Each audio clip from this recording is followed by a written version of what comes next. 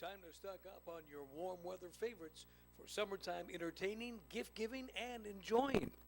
Supermarket Liquors and Wines is your headquarters for all the liquors and wines you'll need throughout the season.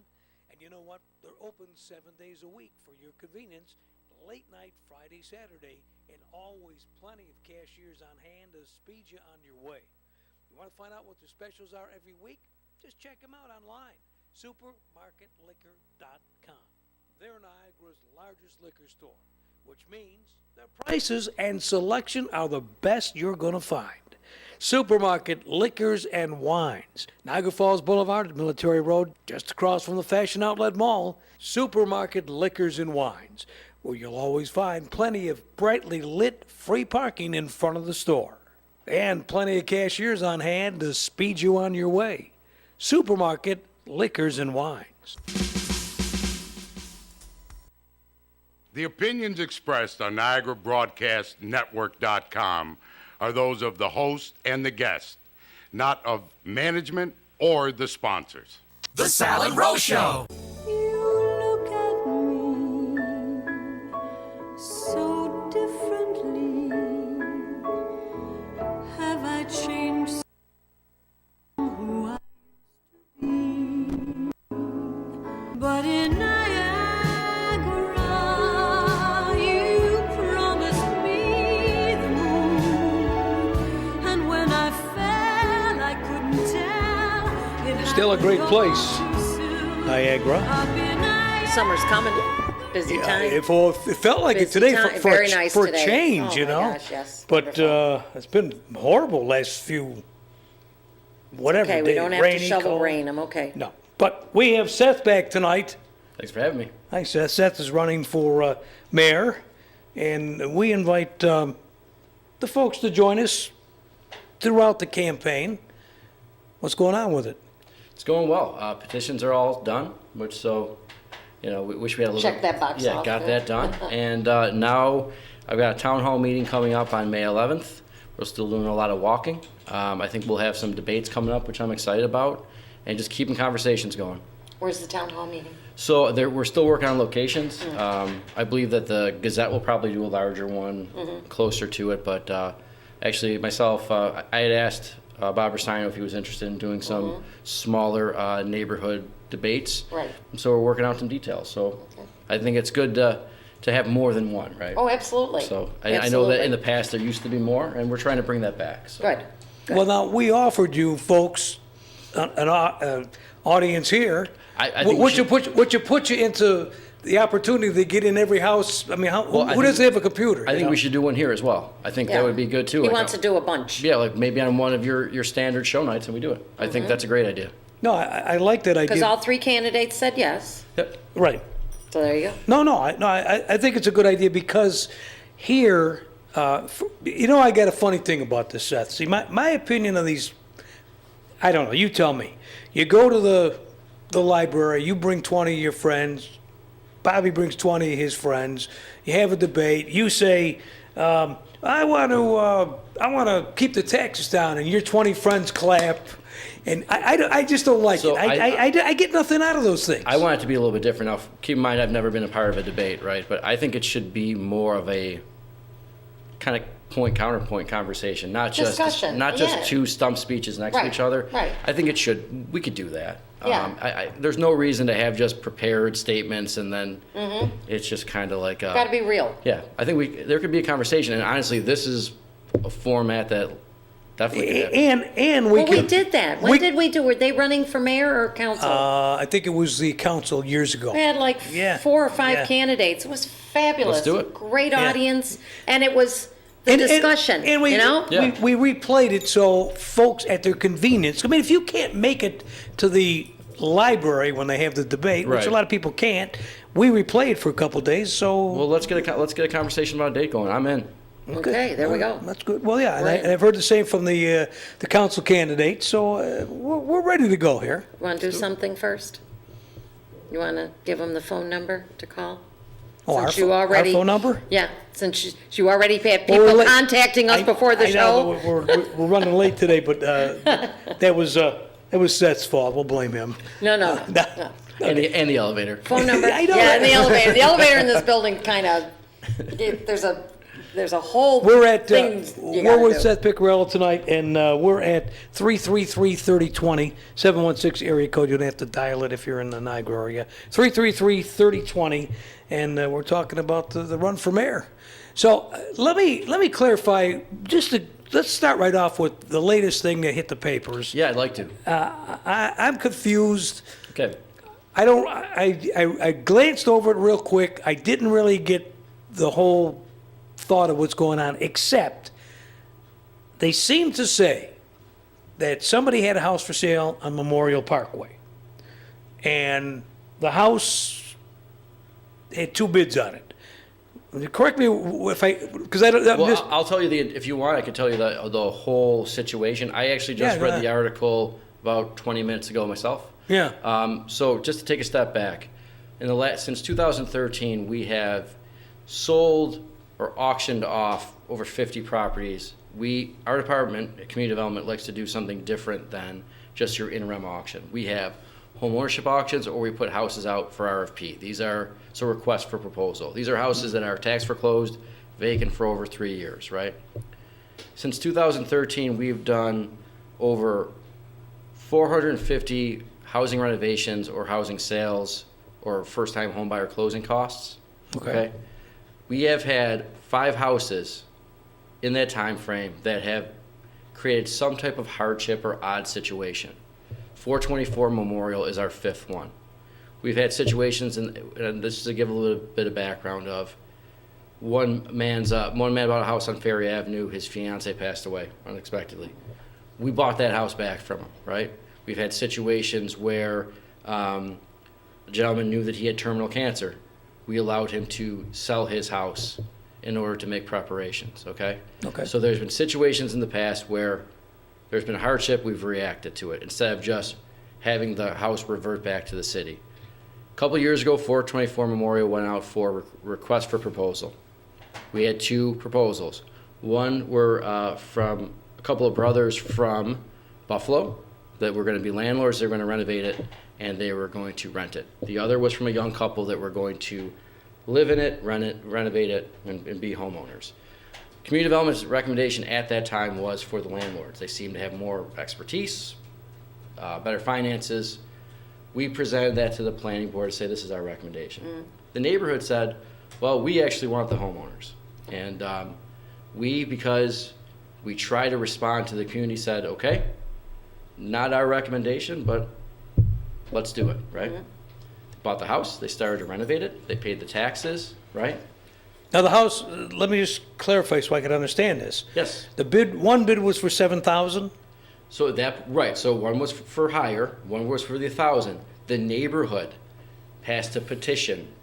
They came to the meeting, they wanted the homeowner, right? Okay, so that was the $1,000 That bid? was a $1,000 And the bid, city right. accepted that? City accepted it because it was supported by the neighborhood. Okay. Predominantly. All right, yeah. They start to work on it, start to clean it out.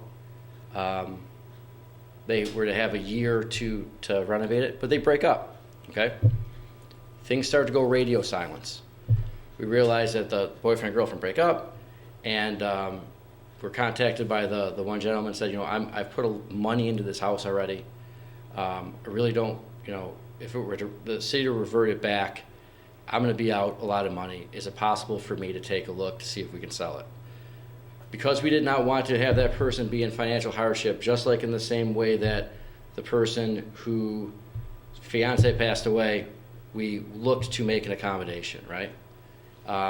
He made arrangements. We thought he was going to let us know before he sold it.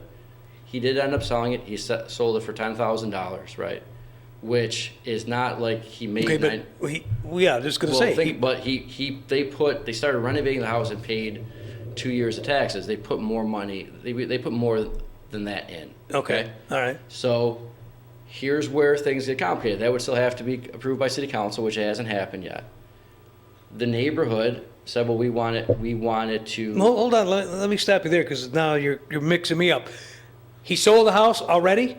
They sold the house already. So what do you mean it has to be approved by the city council? It's sold, it's done. Well, it would have been more ideal if we would have known before the sale was going to happen, and that is one of the complications with this thing. Okay, we weren't notified until after the actual sale went through, which is a problem. Okay, Because the house was supposed to revert back Or to the city if the person didn't live there. right, or it would have been more appropriate for them. We could have had it approved then before the sale was complete. Okay, okay. Again, something I always want people to keep in mind.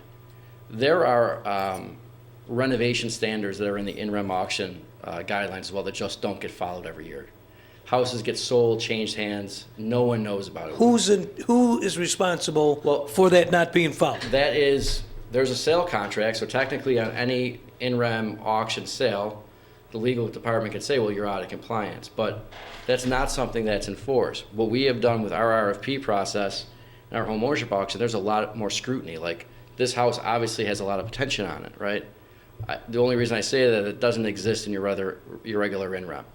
So right now what we have is the same neighborhood that advocated for these homeowners are now upset about the sale and saying that we have done something improper. And that was another question that I wanted to bring up because I wasn't clear on it.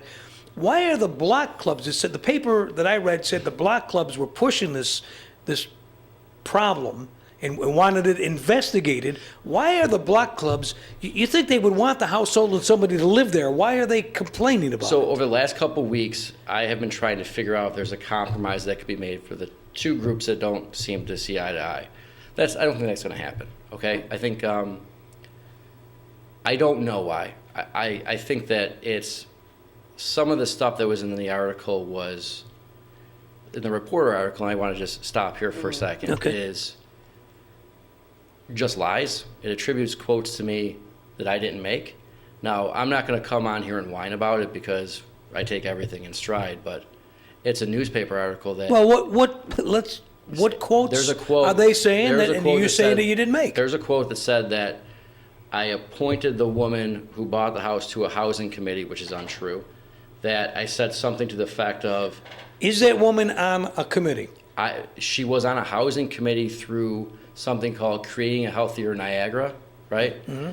I was on that committee, so was the members of the block club that are raising these issues, so were people from the landlord association.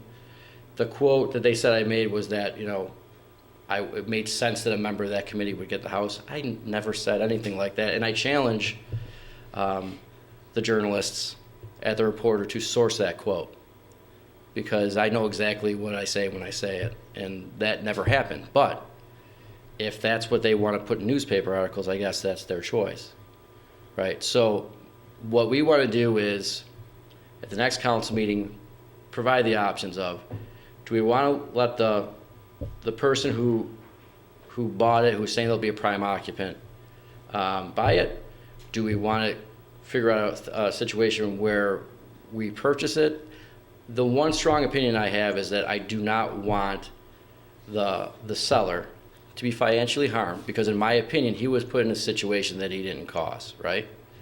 I just have a question, and Sure. and maybe I'm out of context with it because I wasn't quite sure of the whole thing, but now I'm hearing that you or somebody is going to ask the city to reimburse this guy $10,000 or $9,000. Not reimburse the guy. It would be, we would basically say like. Why do we have to pay anything? Well, I don't. or- This is what I'm not understanding. Well, because what we're saying is we're trying to have it be that we knew this original purchaser put money into the house. He ends up with the house because, not to get into their personal business, he was left with it. His partner in this left. Okay, but he bought the house for $1,000 Bought the house for and he $1,000. sold it for $10,000. Well, he put money into the Well, he house. put money into it, but he Money got and taxes. $9,000 back. I mean, if you look at the amount of money they put in just cleaning it up in the taxes, he's not taking any money out of this. And Okay, but why is that the city's responsibility to reimburse him we for wouldn't, his? right now we wouldn't have to. If the sale's allowed to go through, then the city's not out any money. It's done. So in a normal situation, like those other 4 houses, that's what would happen. The only difference in this situation is that you have, and I'm not going to say it's an entire block club, you have one or two individuals saying that something is corrupt and needs to be investigated. I have talked to all the parties involved several times over the last couple months. At no point did they say in those meetings that we think something corrupt is happening. I think that this is some showmanship, but that's okay. We're going to continue to work. Why through would it. the block clubs come up with? I I mean, don't know, and I'm not going to speculate. There are some very nice people in that block club. I think that the people who are raising the issue are the people who drafted the letter, but I'm not going to speculate or comment about that. That's their choice. I'm not going to complain about the newspaper coverage, even though I don't think that it's accurate. What we want to make sure that we do is you told me once before you take this political stuff in stride, and you're You not have going to, but you really are. I mean, you really Well, but are. that's the only way Well, to survive without having a breakdown. Here's another example. There's a house on Chilton a few years ago, right? Same house on Chilton that the first sale price was like, purchase price was like $500. And everyone's like, well, this is a sweetheart deal. House had been vacant for 5 years. That sale didn't end up going through. We ended up selling it for a couple $1,000s. There was newspaper articles, criticism from the reporter. That house is now almost done being renovated by the people who bought it. Their money, right? Their money. Yeah. That's all I care about, right? At the end of the day, we want renovated houses. If people want to do some political showmanship, that's their choice, right? What I try to do is clarify by, have the opportunity to talk to you. If there's any other questions, we'll answer them. We'll make a full presentation to the city council, but. I gotta say, I'm pretty disgusted with politics. The way people seem to turn things around, where they're trying to always make it look like there's a scandal. Now, whether there is or not, I don't know. So- but why do they keep? It seems like it always happens. Well, so for me, I guess I'm kind of callous to it. Maybe that's sad to say, but like for instance, right when I announced it was that, well, it's illegal for him to run. That is provenly not true. Right. So that it's- was one of the things I'm talking about. So what I look at it is like this. People who do these types of things, they're trying to distract you, right? The whole thing is that they want you to react to it so you're not doing something else. I don't think you can let anybody in your head for free, and especially in politics. If you have things I had things that I needed to do today, right? At work, checklist. Somebody texted me and said, well, did you see the reporter article? I'm not reading that until after work because I have things to do today. It's Wednesday, so Yeah. there's things that are due on Wednesday. Yeah. So I hate to brush it off and say it is what it is because it is bothersome and I don't think it's right. It's definitely not ethical, right? Because here's the other thing about this. Unless the block clubs went to them and said, we think there's something wrong here. We need this investigated. I mean, But what do they want? I'm trying to understand what they want investigated. What they're saying is that we went against our sale procedure, which we didn't.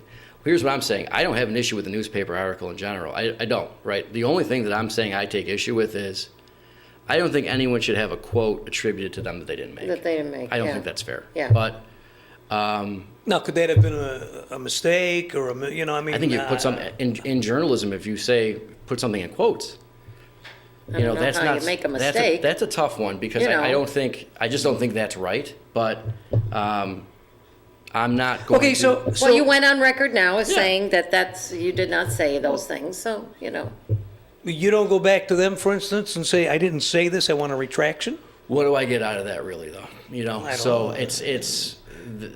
I don't think that they would do it. I don't care to have the conversation. I mean, if you also look at it this way, you got the editor of that paper who passed political petitions for my opponent. Like, what type of real conversation am I going to have?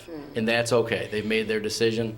I'm not going to send an email and say that was unfair.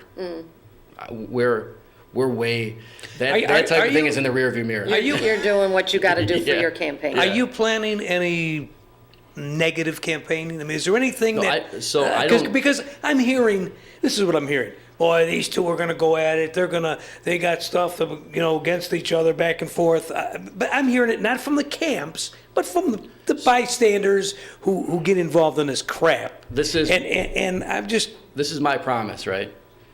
Anything that I have to say that's direct or critical, and I've stuck to this since October, will come from me directly.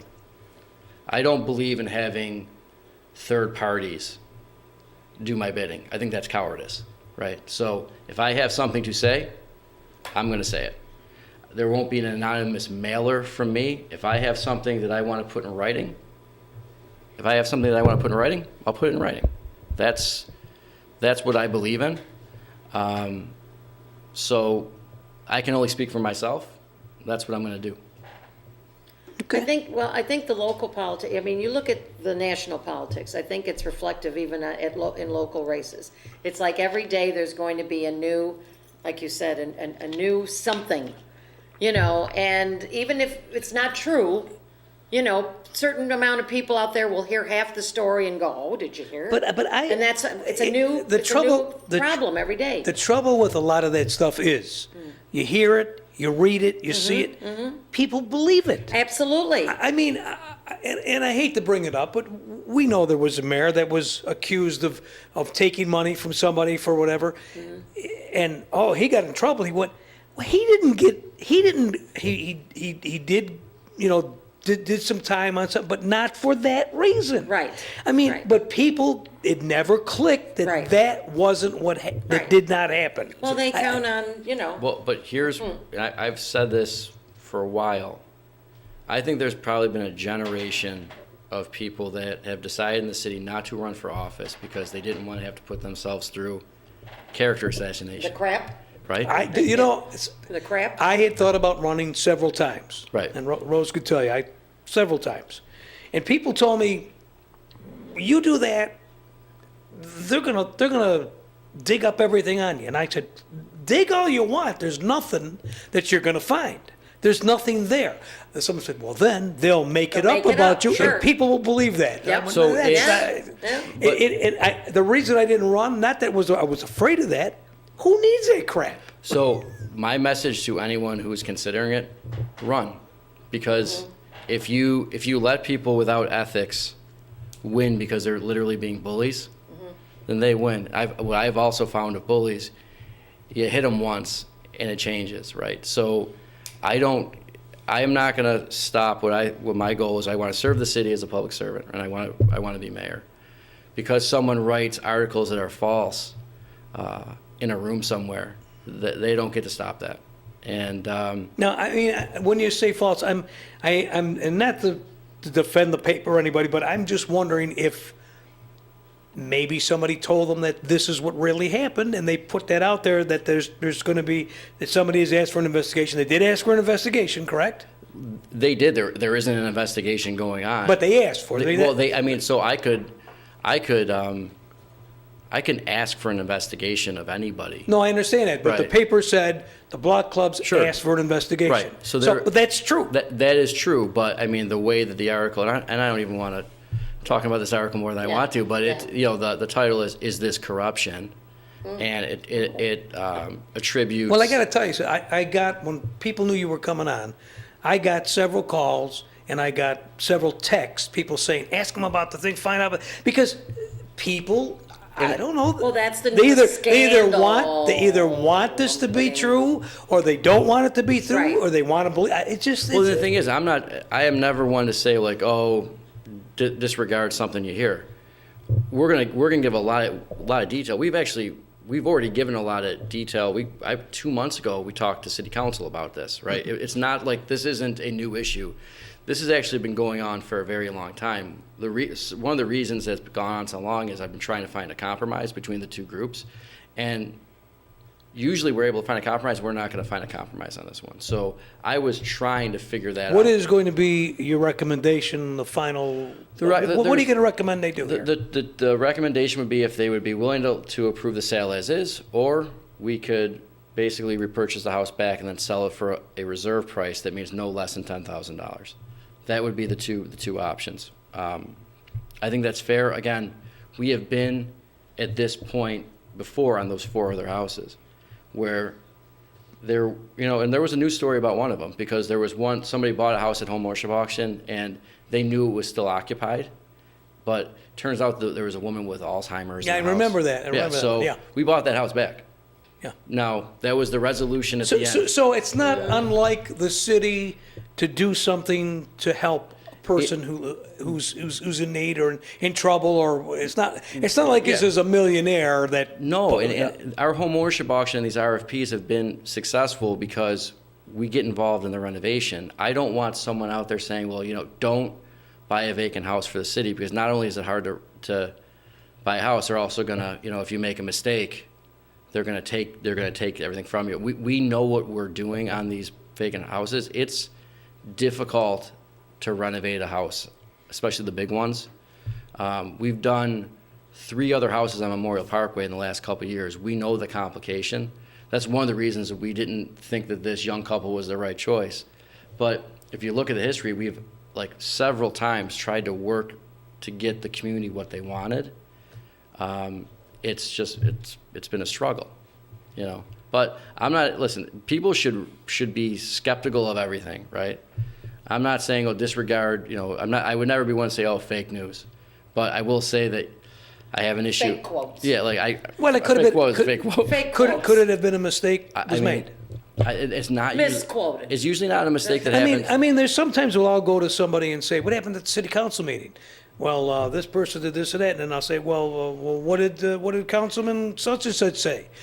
Oh, well, he said, and then Yeah, it's it's so we end up getting covered for community development or even the campaign. I've never had a false quote attributed to me anywhere else. I just haven't. It's never happened. Let's go to the phones. We got people calling. Yep. 333-3020 is the number. We have Seth Piccirillo with us. He's running for mayor in the city of Niagara Falls. You're on the air. Go ahead. This is a political attack. Bottom line, Seth, the person who wants to purchase a house for $10,000, are they a local resident or are they out of the city resident? They're local. So they're gonna commit to refurbishing the house and living in it, right? Correct. Okay. See, this is the problem in Niagara Falls politics. They find something and they want to dig it up, all right, and they make a mountain out of a molehill on this thing. What we need to do is listen to the candidates and tell them their plan to save Niagara Falls. All right, how are we going to straighten the city out? This is a political attack by your opponent. That's exactly what it sounds like to me. All right, part of the Black Club says yes, the other part says no. All right, whoever represents the Black Club should be stepping up to this thing and saying, we are not part of this complaint. And you make a good point. That what's the difficult part about getting into this situation? So we've had people that have advocated on both sides, and now you realize you're in the middle of a neighborhood dispute, and no matter A neighborhood dispute or a political dispute? No, I think it's so. Like for instance, I wrote an email to both parties involved, and I said, let's try to meet one more. Let's meet, because no matter what we do, 50% of you are going to be upset, right? But I think it's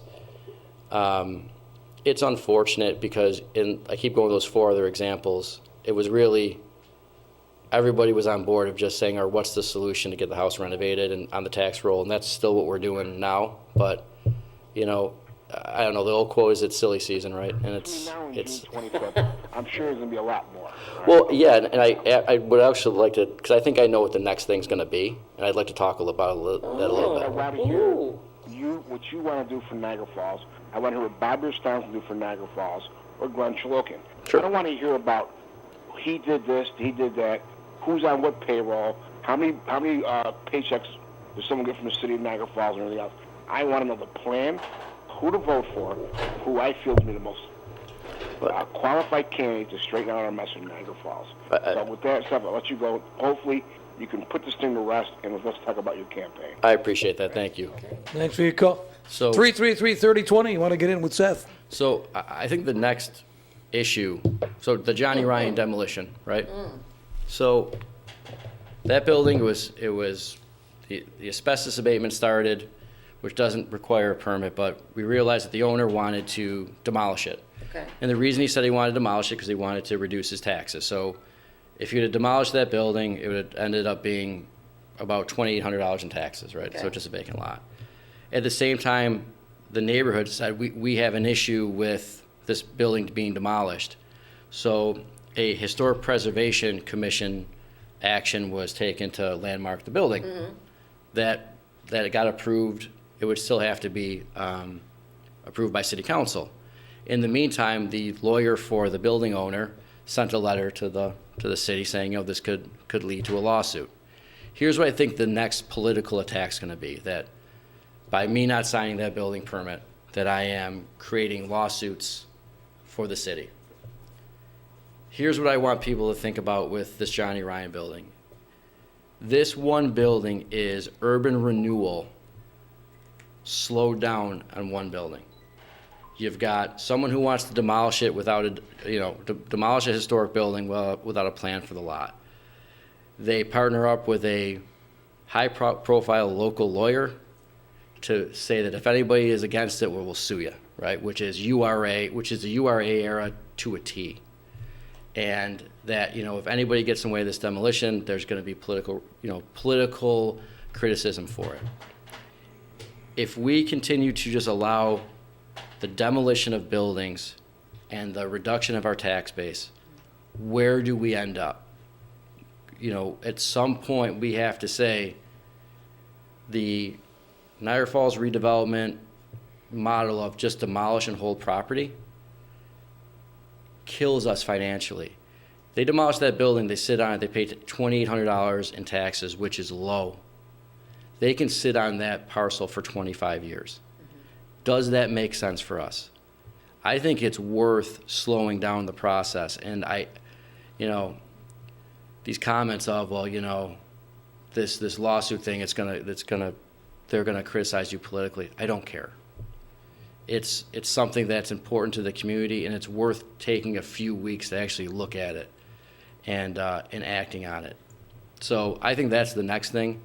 I hope it is, because I grew up hearing about how beautiful the east side was, all the buildings that were demolished, right? Mm-hmm. My question always is why did we let that happen? How it happened was someone probably said, well, you guys are demolishing that building. Well, maybe, that might be able to be landmarked. If you try to landmark it, we'll sue the city. Okay, we won't do it. I can see it happening. So I hope that is the next issue they bring up. So I'm comfortable in that position. So It's interesting. What goes on is just crazy. my only request on that issue is that just if I make a quote, don't use another one. Right. So It's unfortunate because the age that you are, you weren't around when Fall Street was Fall Street. Nope. And it's, your mom could tell you. Sure. Your dad could tell you. It was unbelievable. And they just knocked urban renewal, Mayor Sure, Lackey. right, boom. yeah. Everything hit the wrecking ball, the theaters, the restaurant, everything, boom. And so nothing in its place, pretty much. And their pretty much. thoughts were it'll be a vacant lot, it'll be development ready. No. But it didn't happen. No, there was no plan. So there's no plan on this parcel, and it's. What could you envision for? I'm not about knocking down historic type buildings. Johnny Ryan is, one of those brands that. Well, yeah, but grown Johnny up with. Ryan was. But would there be something if someone bought that building, or they would be willing to sell that building, that something could be done with it? If they were willing to sell that building, there's a major development that's happening in an old building at 7th and Niagara, right? TM Montante is doing that project. I think if they were to actually list the building for sale, now depending on the price, I think that they could sell it. So this isn't the government. Someone, I've seen some comments of this is the government trying to force people to do with their land. If we continue to lose buildings and tax revenue, Right. we will continue to be in a difficult situation financially. The demolition and speculation game plan it's a real game plan. So when Milstein demolishes all that property, he knows I have to pay X in carrying costs. And they said it, we can carry these costs for 50 to 100 years. Well, somebody said there's nothing you can really do about Milstein. It's done. It is. I thought when they originally bought it, they had so much time to do something, to build something, to do something. They didn't do that. And they didn't. And if you just saw, and not to get back to the land value tax idea, so they just get the assessment of the Nabisco plant Zero, right? to zero, right? Right. Now, the basis of that is that it has no manufacturing purpose or value. They didn't buy that for manufacturing. Well, I get that, Right. but I get that. I understand what you're saying there. But wasn't there a deal, and I seem to recall, You're but it saying, was how many wasn't years? there a clause in the contract? When they first bought all this property, that we're gonna make this available to you, but you had, I don't remember, 5 years, 2 years, whatever, to put it, I think they said something like, put a shovel in the ground and get, I don't know what they've done. Well, they did that. I mean, that was part of why from what I remember from hearing, Splash the Park? splash part has to become operational because that was one of the clauses. If there are clauses for actual activity in any of those other agreements, they're not being enforced.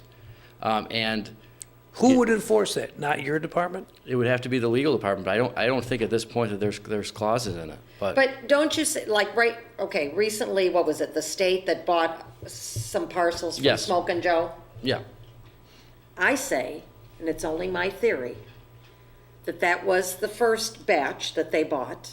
Now I think, seeing as how Milstein and our governor are tight, very, that there's gonna be some purchase there from them. I think the only thing that would happen is a purchase to change Right, that. right.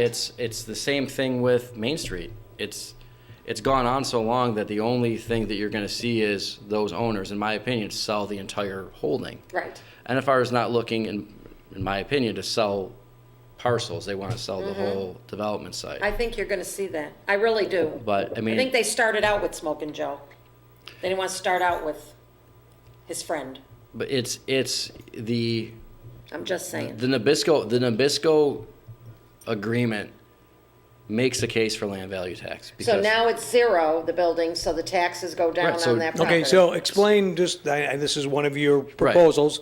Explain to folks who maybe don't know what this land value tax So- that you are proposing. What I'm proposing, and it would require a home rule from the state, right? And a local law being passed, that you tax a parcel based on the value of the land, not the building and the land. And I've seen a couple of people who are not supporters of mine saying that it's a reassessment, that I'm planning a reassessment. I am not planning a reassessment. So let's use Nabisco as the example. Nabisco's value is based on the value of the land. The value of that land is based on the fact that it is next to the waterway. So that would be a high valued parcel because of its location, not the building on it. Regardless of whether the building is valued at zero or not. So because here's the more practical, how it would affect the taxpayers and their parcels too. You know, what happens when you improve your house or put an addition on it? Your taxes go up. What happens when an out-of-town landlord or speculator demolishes a building or lets their property decay? They get rewarded because their taxes go down, right? It's backwards. And that's what land value is about changing. It would be a better tax rate. It was not like our taxes would go down 20%, but we could see a reduction in our taxes by a few percentage points, and it could stay there. And I think that's a pretty big And there'd be deal. more money coming into the city for operations. There'd be more money coming in, and it makes sense in a city that the property value is is downtown. That's where it's at. And so that's what we're saying. So the Nabisco, when I saw the Nabisco article, I saw Although they say land the value. Misco article is contaminated, there's oil, there's all kinds of stuff, so. But my problem is that they bought that property knowing what it was, and they're marketing. I mean, their sale price is not zero for that property. So they knew what they were buying. We're at 333-3020. Seth Piccirillo is with us. You're on the air. Hello. Seth, I got a couple questions over here, and I'm not going to nail you to the wall. I'm going to be, regular myself. I have an update for you too on that dirt. Okay, thank you. Look, my main concern, like I told you, is the east side here, and there's a school, there's a church, Holy Trinity, that's on the historic registry, and all the way surrounding the church, NFR's got buildings that are dilapidated, boarded up. They went out and had to tear the porches down of most of them because the porches were collapsing. They were afraid that some kids playing around is going to get hurt.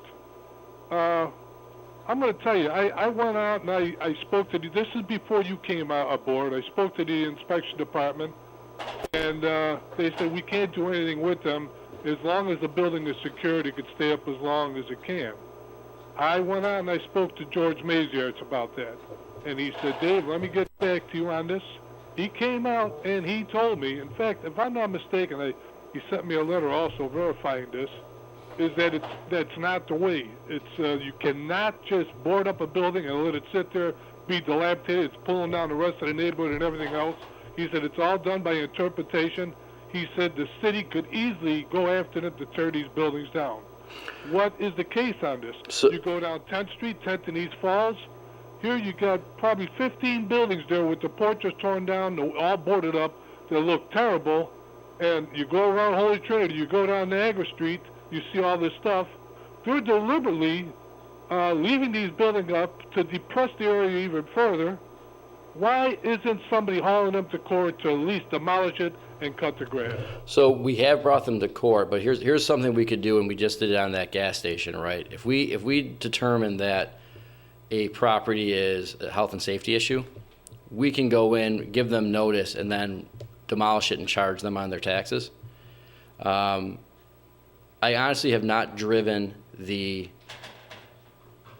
residential streets of the NFR area in the last few weeks. I'll do that tomorrow, because if there's just porches collapsing, we could even just demolish the porch and see what's going on there.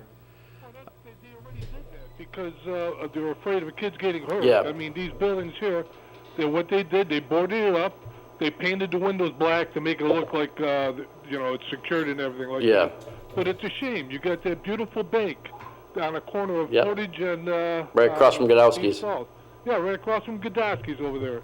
You look over there now, the windows are all falling out on the second floor. This building is going to go into total disrepair. And this isn't right. I'm going to tell you, they brought down my neighborhood. The whole east side is brought down because of them. Just because they got a bunch of people hired to cut the grass, I mean, they shouldn't be allowed to have this dilapidated eyesore buildings sitting here. And the guy's a big money man, Milstein. He could easily tear these buildings down and write it off, but it's sitting there bringing down the city, and nobody from City Hall, I would expect or think that Mayor Deister or somebody would have fought this tooth and nail. Maybe they have a right to sit on their property and everything else, but they do not have the right to pull down the surrounding neighborhoods because of these dilapidated boarded up buildings. Well, what we'll do is, Dave, it's a good point. I'll drive those tomorrow and see I haven't done that in the last couple months on that area, so I'll do that tomorrow. And then there's another thing over here too. Man, that Turtle, that's a magnificent building over there. They got a huge banquet room. I used to go to a lot of Indian functions. I was there with my buddy and all that with my son. They even have a real nice restaurant in there. And it's been sitting dormant now probably for about 10, 15 years, maybe longest. It's the primest property that the city has in it, and nobody's doing anything about it. How come this Como or somebody isn't forcing their hand? There is no other property more primer than that Turtle, because it's right across the street from the falls. Agreed. And look at this. Well, and what's frustrating is a few years ago, the NFR requested to have its assessment reduced, and the council approved it. City council approved it. I know, that's terrible. Again, land value tax, right? So it's frustrating. There's no reason, when you have taxpayers that are paying their tax bills, that to have an owner of a prime parcel like that challenge their assessment makes no sense. But that's what we've. But you know what? It kind of goes back to the conversation we were having earlier. It was this kind of this culture of like you have to do something to you don't want to have NFR on your bad side. It's part of the culture, Here, this is my theory about this. They went on, they bought that Nabisco shredded wheat. At the time over there was a brown sugar manufacturer out on the outskirts of Buffalo that wanted Nabisco. It would have been a perfect setup for them because of the silos and everything else. They needed, they were going to employ some good people with some good wages there. NFR said no. So that building was in impeccable condition. Nabisco kept that building up. In fact, they built that brand new warehouse and everything else. It was impeccable. All of a sudden, NFR gets it. They sit on a place for 10, 15 years, or God long how long it's been. Now you can see all the facade, the mortar on the side of the building is all collapsing in. When you got a building sitting like that without any heat, without any nothing, it's just falling apart. It's just. And now they're going out and saying, there's two 25,000-gallon drums, fuel tanks in there and everything else. Hey, they knew this before they bought it. Well, Yes. now, excuse my language, they're sucking on my tit. Where now the city's going to take a hit on this because we're not going to be collecting full taxes off of that place anymore. They even got a zero reduction on one building completely, zero tax. I mean, this is crazy.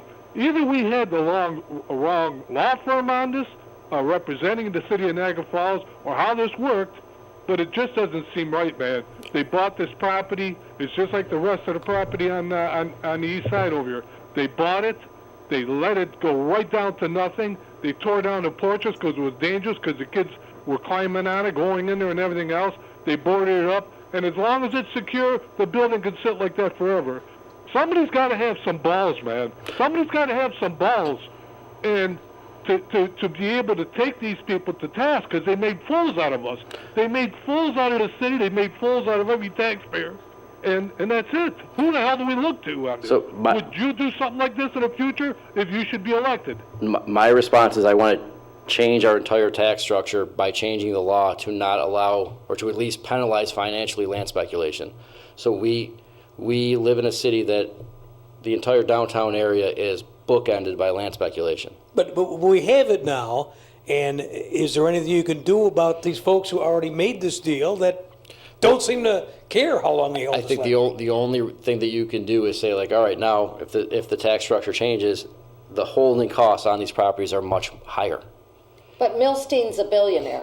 Will Yeah. he care? Well, I think, I mean, if he's willing to say I have unlimited resources and I will whatever, I'll challenge assessments and I'll pay whatever taxes. That is it's a tough situation that I wish that we weren't in. But If that's the case, Seth, why doesn't the law department or the inspection department or Deister, although he doesn't want to rock the boat at all because he's getting out, he's probably going to have a cushion job someplace, why aren't they pushing NFR to tear down these buildings that are scattered all over on Niagara Street? It's just like Johnny Ryan. It's just like that new building the building that they're redeveloping across the street from the Seneca gas station. You know, if you go down this block, one block down the street from it, you see boarded up, dilapidated buildings. You go down by Duger's Tavern over there, you can see his building is in excellent shape. You look at the building across the street, both of them, an apartment building, all the windows are smashed out, everything. You look down on 10th Street, you look at all these other side buildings that NFR owns. They're contributing to this. They're bringing down the neighborhood. And, my God, somebody's got to get some guts, some balls to stand up. So It's a simple answer. Just like George Meadjard says, it's interpreted all wrong. Them buildings can go down. I believe George. So, Dave, I'm telling you, I am presenting a solution, right? And it's obviously a solution that is going to be, let's just be honest. It's going to be opposed by my opponent. My opponent's supported by NFR. So it's my reaction or correction to this is you have to make it financially more difficult to be a speculator in Niagara Falls. If there are buildings that we can say that are structurally unsafe, just like we did with the gas station, we'll demolish them. And like I said, I'll drive them tomorrow. But I wish you would over there. our bigger problem, though, the bigger problem is the land speculation. Like we have to have a better answer for that because that is the only answer. We were not, eminent domain would be too expensive. Just waiting for a sale. Yeah, but like I said, I would rather see clear, manicured, cut grass land than have it staggered with buildings, dilapidated, boarded up buildings that NFR bought and is not doing anything with it. Right. I don't disagree with you. Minimum of tax. I don't disagree with you, but the bigger issue is also breaking up the land speculation. That's all I'm saying. Well, that's one way of starting things. And look, this is my last final question here, and I'll get off. I picking up you guys' time over there. The scanners are the police scanners are going off the wall. It's unbelievable the amount of things that are happening here in the Falls. Shootings, even on 5th Street here. 7 shots shot into a building through the windows of glass. Every day, shootings are going on. Things are happening all over. It's getting to be a very, very violent city, especially down over there by 3rd Street and 4th Street and 5th, 7th. I mean, it's bad. Now, here's the whole thing. Maybe I might vote for you. I don't know yet. Maybe I might vote for, what's his name, Rustano, or even my buddy over there, Glenn. but I'm looking for somebody that's going to do something for me, for my city here. Maybe, what do I got, another 5, 10 years to go? Maybe, of living, who knows? Maybe a few years longer, I don't know. But I'd like to see something here, something where it's going to be safe, where I can walk down Niagara Street, where I can go to church if I wanted to, which I don't, but if I wanted to, not like what happened here a few years ago. A woman's going into the church there, they grabbed her from behind, robbed her purse, knocked her down on the ground. I mean, we got to do something about this. What do you say about this? What will you do? So usually politicians don't want to talk about crime, right? They want to say that crime is down, that's a safe city. I will say this, especially right now, there is an uptrend in some violent crime. There is, all right? If you talk to police officers, they will tell you specifically what's happening, and that's what I try to do often. As mayor, I think there's a few things that we need to do. We need to change, even within our own budget, we need to change how certain officers are assigned and allocated to get more people into patrol cars. Okay, but that's what we need to do. Can you do it? We can. I truly believe you seem very, very... Well, I got a couple other things that I wanted to say. Dave, we're going to let him finish up. We're Yeah. running out of time. But thank you for your call today. All right, Thanks, Dave. Hey, let me just say this. If just give me a call if you don't want to talk about that matter we discussed earlier. Okay. No, Mike, I'll call you. I'll give I'll be you. listening. Yeah, I'll give you an update about the I'll dirt. be listening. Okay. Our police officers need new cars, right? They need the equipment that's necessary to fight crime. It's not so much about foot patrol, in my opinion. It's about car patrol, because you need to be able to cover ground. And now, I'm not a police officer, so I'm not trying to speak out of school, but this is what I've especially learned over the last couple of months. Beyond that, we have to have certain areas that we know we need to flood the zone. And not just, we know that the crime that's happening is being done by a small group of people, and the police know who they are. We need to give them the ability and the resources to go after them. They need things like cars. Beyond that, and I think that's what we need to be spending casino money on. Beyond that, there are neighborhood investments like better lighting, like LED lighting, that I think will make people feel safer about walking and make it harder to commit things like muggings. But I can tell you this, Seth. Yeah. For wherever this is worth. Yes. I know when they had saturation patrols in the city, when you had the sheriff, the state police, when you had 18 cops out on the road, crime was down to practically nothing. You didn't see the robberies, you didn't see the dope deals, it didn't happen during that period. When the saturation was over, we went back to our regular patrols. So I think Bang. that there's I want to try to use saturation. I also, and we have a lot of smart people in our police department, and I don't want to make it sound like I'm some new candidate and saying that everything needs to change. We do need to change how we do certain staffing. We do. We need to do saturation. We know you can't keep a saturation level all the time, but we know that there are it's certain areas and certain people, right? We need to rely on our crime analysis unit. Good data is there. Data has to drive everything that we're doing. And we need to figure out a way to attack those specific problem areas, and we have to make people feel like it's safe to walk. I like what you're saying, but we have to figure out a way. I want to see you come back with the way. Okay. Let's take one more quick call here, 333-3020. A quick question for Seth. Hello? Good morning, afternoon. Yeah. Hey, is he going to change the city of Niagara Falls? The city of Niagara Falls needs change. Agreed. Maybe they could build a visitor center like on Grand Island there. Don't even go there. No. One of those $20 million buildings. Don't even go. I know who this is that's calling in. Don't even go there. The $20 million visitor center. Thank you. Thank you. But he sincerely wants to know what you're going to do for the city of Niagara. So what I want to focus on, and I appreciate the call, is first and foremost neighborhood quality of life investment, roads, sidewalks, housing renovation. I think that's what keeps people here, keeps your tax base, keeps employers and employees interested in a city, right? If we're talking about bigger items, like from a development tourism standpoint, I think we do need to work on a large family-based indoor attraction. It's been called the experience center in the past, but we need something that will hold people's attention and time and money for like 4 to 5 hours. Extend that stay one more day, one more day of a stay of a family is money for local businesses. It's revenue for the city. Seth, we're going to have you back again. Okay. I'm running out of time. We'll have a little closing statement coming up. I got to really say this, though. The next time you and all these other politicians, I want to know how. I don't want to say not what we need to do.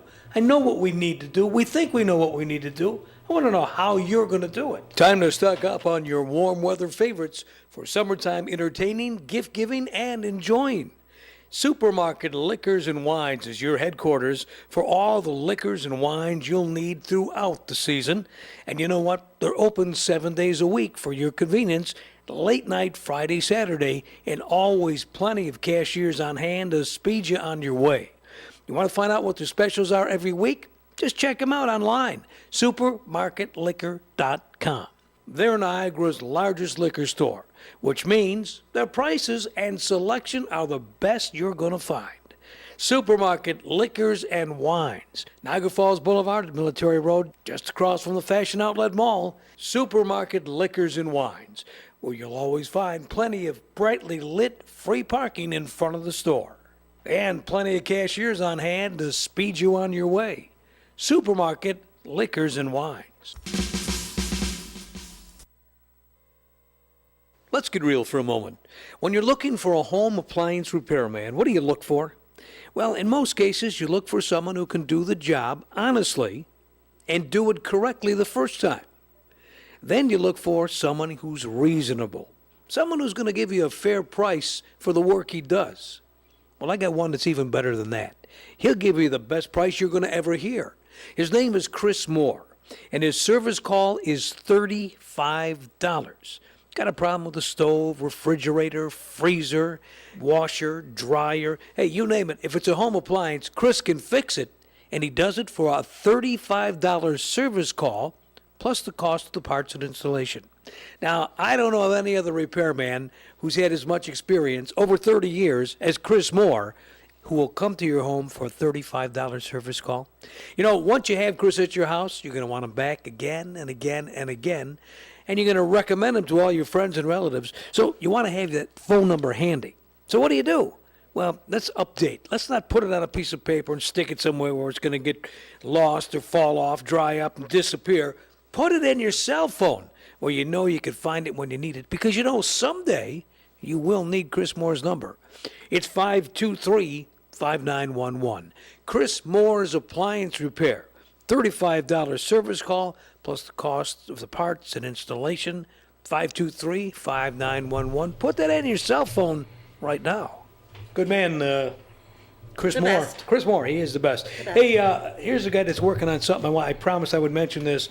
Kenny Tompkins is working on the Memorial Day Parade. He's looking for veterans. He's looking for Korean War veterans, World War II veterans. He's looking for sponsors. He's looking for people to march in the parade. Now, it doesn't cost you anything. You want more information, contact Kenny at 940-7092.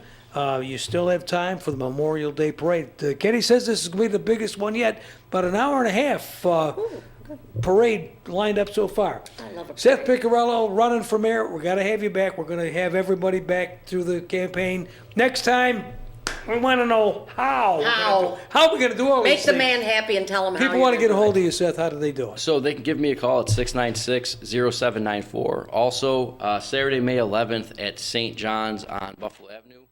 At 11 o'clock, we're going to do a town hall meeting. Okay. We want to keep these conversations going. Any campaign headquarters yet? Yeah, we have campaign headquarters at 8705 Buffalo Avenue. Okay. So we welcome people to the town hall. I'm going to be focusing on tax structure, neighborhood investment, and crime. But we can talk about any issue that anybody wants. The residents are the neighborhood, experts, and we want to talk to you. Okay. Appreciate it, and appreciate you taking the Love it. time to be here tonight. Of course.